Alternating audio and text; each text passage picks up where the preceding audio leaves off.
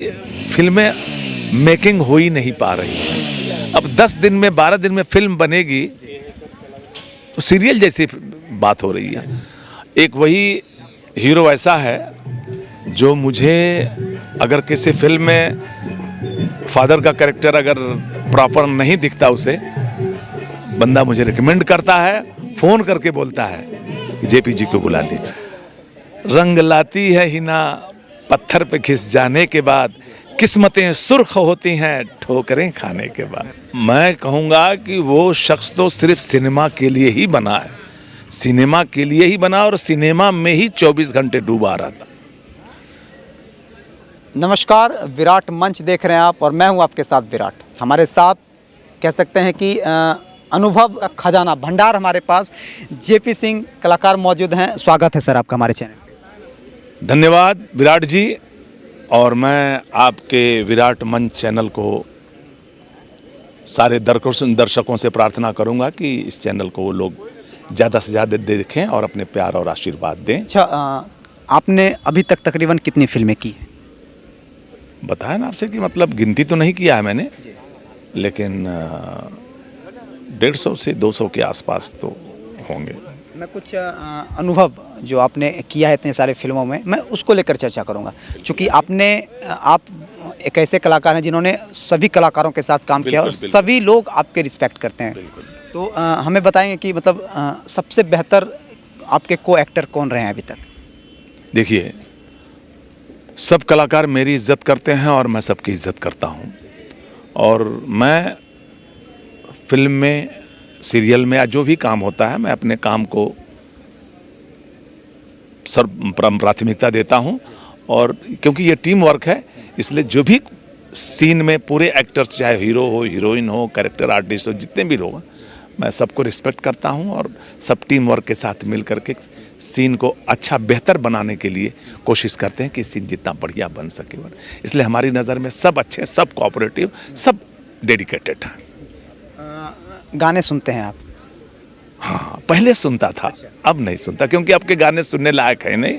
80 के 90 के दशक के जो गाने होते थे, हाय हाय हाय, मैं तो मतलब इतना पागल था गाना सुनने के लिए कि अगर मेरा फेवरेट गाना आ गया तो जब तक मैं पूरा गाना सुन न लूँ, उसे गा न लूँ, तब तक मुझे चैन नहीं मिलता था। किशोरदा का गाना सुन? नहीं, रफ़ी साहब। रफ़ी साहब का? हाँ। एक छोटा सा गाना हो जाए रफ़ी साहब का, अगर कोई सा भी याद हो, थोड़ा सा भी। मुझे तेरी मोहब्बत का सहारा मिल गया होता, अगर तूफान नहीं आता, किनारा मिल गया होता।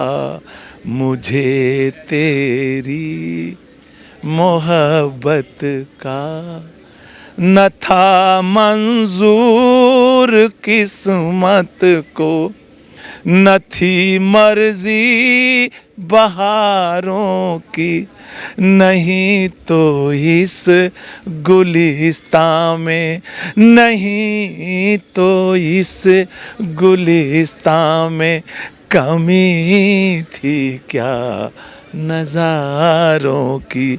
मेरी नज़रों को कोई भी नज़ारा मिल गया होता, अगर तूफान नहीं आता, किनारा मिल गया होता। मुझे तेरी। आपने किस कलाकार के साथ सर्वाधिक फिल्में किया है सर? यश मिश्रा के साथ जी। कैसा रहता है माहौल जब वो सेट पे आते हैं? बहुत बढ़िया। एक वही हीरो ऐसा है जो मुझे अगर किसी फिल्म में फादर का कैरेक्टर अगर प्रॉपर नहीं दिखता उसे, बंदा मुझे रिकमेंड करता है, फोन करके बोलता है कि जेपी जी को बुला लीजिए।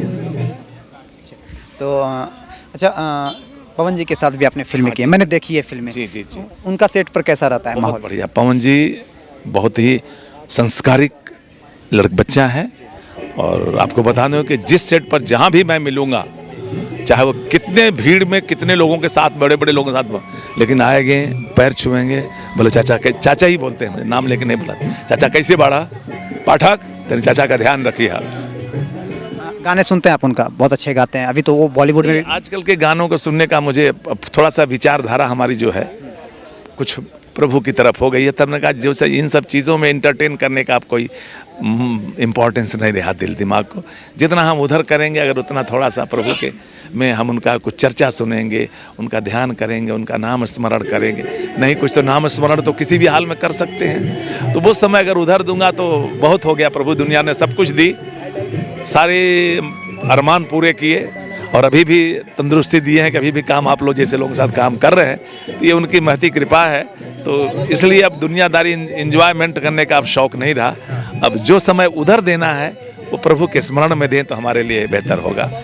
बड़े भाग्य मानुष तन पावा, सुर दुर्लभ सब ग्रंथन गावा, साधन धाम मोक्ष कर द्वारा, पाई न जही परलोक सवारा, सो परत्र दुख पावहीं, सिर धुन धुनि पछताई, काल ही कर्म ही ईश्वर ही मिथ्या दोष लगावहीं। कुछ सवाल हम लोग और ले लेते हैं सर। खेसारी जी के साथ भी आपने फिल्में की है? बिल्कुल की। उनका कैसा है? क्योंकि जहाँ तक मैं जान रहा हूँ काफ़ी मेहनत करके वो इंसान जो है, मैं कहूँगा कि वो शख्स तो सिर्फ सिनेमा के लिए ही बना है, सिनेमा के लिए ही बना और सिनेमा में ही 24 घंटे डूबा रहता है। एक फिल्म राजा राम कर रहे थे हम लोग अभी पराग पाटिल जी के साथ, मतलब मुझे लगा कि ये शख्स जो है सिर्फ सिनेमा के लिए ही बना है, उसके दिमाग में सिनेमा के लिए और कुछ नहीं। बहुत संघर्ष किया। हाँ, तो रंग लाती है हिना पत्थर पे घिस जाने के बाद, किस्मतें सुर्ख होती हैं ठोकरें खाने के बाद। चलिए हम लोग अब कुछ तीखा सवाल भी आपसे करेंगे, चूँकि भोजपुरी फिल्में अब देखते हैं कि उस प्रकार से हॉल में वो सक्सेस नहीं मिल रहा है उनको। क्या वजह हो सकता है? आपको तो बहुत ज़्यादा अनुभव। देखिए, वजह ये हो सकती है कि फिल्में मेकिंग हो ही नहीं पा रही है। अब 10 दिन में 12 दिन में फिल्म बनेगी तो सीरियल जैसी बात हो रही है। जब किसी चीज़ को आप बढ़िया बनाएंगे, लोग साउथ की फिल्मों का दो लोग कंपेयर करते हैं।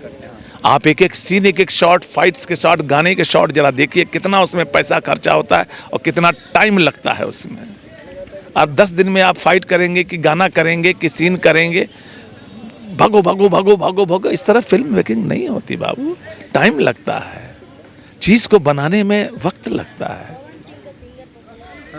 एक वजह ये भी हो सकता है कि ये लोग आपस में हमेशा कभी ना कभी लड़ाई झगड़ा करते रहते हैं। क्या ये वजह? भाई ये उनका अंदर का मामला, इसके बारे में हमको इससे फिल्मों पे कुछ ना कुछ तो प्रभाव जरूर पड़ता होगा। भाई अब ये वो जाने, उनके काम जाने, उनके क्रियाकलाप जाने, अब हम उसमें क्या कर सकते हैं। बच्चे जब बड़े हो जाते हैं आपस में लड़ने लगते हैं, बाप बेचारा खामोश सुन, दादा बेचारा सुने, क्या कर रहे हैं ये लोग, नालायक हो गए। बड़े होने के बाद भी बड़े हो गए, समझदार से अपना आपस में राम लक्ष्मण भरत शत्रुघ्न की तरह होना चाहिए, लेकिन लड़ रहे हैं ये। तो ये कंट्रोवर्सी, भाई वो लोग समझदार हैं, अब कोई कुछ नहीं बोल सकता।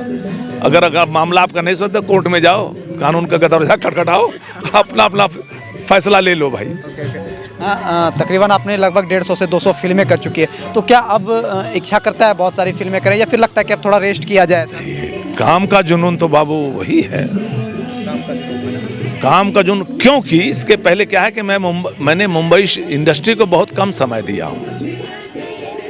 इंडस्ट्री को समय मैंने गाहे बिगाहे, मुंबई शहर को मैंने 52 साल से ऊपर दे चुका हूँ। 52 साल, और वहाँ जाने की वजह सिर्फ यही, लेकिन पारिवारिक माहौल कुछ इस तरह था कि मैं इसे इग्नोर नहीं कर सका, उसको साथ में लेते हुए चला, इसलिए समय लगा मुझे ज़्यादा। लेकिन वही हानि लाभ जीवन मरण यश अपयश विधियात, जब समय जिस चीज़ का आएगा, समय से पहले वक्त ज़्यादा न किसी को मिला है न मिलेगा। तो उसी प्रभु की लीला थी, जब मैं बिल्कुल रिलैक्स हो गया कि बच्चे लोग हमारे वेल सेटल हो गए, तब मैं पूरी तरह से यू टर्न मारा। नहीं तो इसके पहले सीरियल वगैरह काफ़ी, चंद्रकांता, युग, बैताल पचीसी, कृष्णा, शिरडी के साईं बाबा, छत्रपति शिवाजी, झांसी की रानी, बड़े बड़े मैथोलॉजिकल हिस्टोरिकल, जिंदगी एक सफ़र, यू टर्न जिंदगी की ओर, मतलब काफ़ी सीरियल किए हैं। और इसके बाद एक दलालों की कौम आ गई जिसका नाम है कोऑर्डिनेटर। और वो बॉलीवुड से लेकर के सीरियल तक खाली बस वो जितने फेलियर स्ट्रगलर थे ना, सब कोऑर्डिनेटर बन करके नए लड़के जो आते हैं, नए लोग जो आते हैं, उनको 10-20-25 हज़ार लेकर रजिस्ट्रेशन करवाएंगे और हर ऑफिस में जा कर के वो सेटिंग करेंगे और उनको कॉल करेंगे, जाके वहाँ ऑडिशन दो। ऑडिशन देने के बाद पेमेंट भी यही फिक्स करेंगे, अपना कमीशन फिक्स करेंगे, उसके बाद भेजेंगे। सीनियर लोगों को ये बिल्कुल नहीं पूछते। जब ये देखा कि मैंने कि दलाल लोग आ गए यहाँ पे, मतलब बिल्कुल सीरियल में जाना ही छोड़ दिया। फिर मैंने शुरू में पहले डबिंग सीखी, डबिंग के बाद मैं भोजपुरी फिल्मों को डबिंग करने लगा, तो लोगों से मुलाकात डायरेक्टरों से होने लगी, उनसे मैं इंट्रोड्यूस हुआ कि सर मैं एक्टर हूँ, तो लोग बुलाने लगे और धीरे धीरे आज आप जैसे लोगों के साथ इंटरव्यू। एक आखिरी सवाल लेंगे, क्योंकि इतना अनुभव है आपके पास और आपने नए कलाकारों की जिक्र भी किया है, तो नए कलाकारों को क्या संदेश देना चाहेंगे, किस प्रकार से वो सही जगह पे आए और उनको वैसा काम मिल सके? मैं नए कलाकारों यही कहना चाहूँगा कि दलालों से बचना, मगरमच्छों से बचना। अगर यंग जनरेशन आती है तो वो तुमको बड़े बड़े सब्ज बाग दिखाएंगे, लड़के लड़कियों को तुमको ये कर दूंगा, वो कर दूंगा, ये बना दूंगा, स्टार बना दूंगा, 50,000 लाओ, 1 लाख लाओ, 2 लाख लाओ, 5 लाख लाओ। इसके चक्कर में मत पड़ना। जो पैसा मांगे उसको समझना कि ये मगरमच्छ है, मुझे चबा जाएगा हड्डी समेत। उसके चक्कर में कभी मत पड़ना। अपनी मेहनत करना, अच्छे लोगों से कांटेक्ट करना, मेहनत सबसे बड़ी चीज़ कि चाहे थिएटर करो, चाहे जो भी करो, लेकिन मेहनत करके फुल कॉन्फिडेंट हो। जब तुम फुल कॉन्फिडेंट हो जाओ तब जा करके लोगों के कांटेक्ट करो और काम करो, जिससे काम साबित करो कि तुम इस योग्य हो। लोग अपने आप तुम्हें बुलाएं, काम तुम्हारी पूजा हो समझो और काम को अहमियत दो। काम से ही काम मिलेगा, चापलूसी से और किसी के रिकमेंडेशन से 1-2 जगह मिलेगा, लेकिन काम से काम मिलेगा तो लंबा मिलेगा, तुम्हारा करियर बनेगा। हमारे साथ जुड़ने के लिए बहुत बहुत धन्यवाद आपका, आपके चैनल का बहुत, आपकी टीम को बहुत बहुत धन्यवाद। और आपके दर्शकों से, चैनल के दर्शकों से निवेदन करूंगा कि भाई विराट मंच चैनल को आप लोग अपना प्यारा आशीर्वाद दें। बस यही कह करके आप लोगों से विदा लेता हूं। बहुत बहुत धन्यवाद।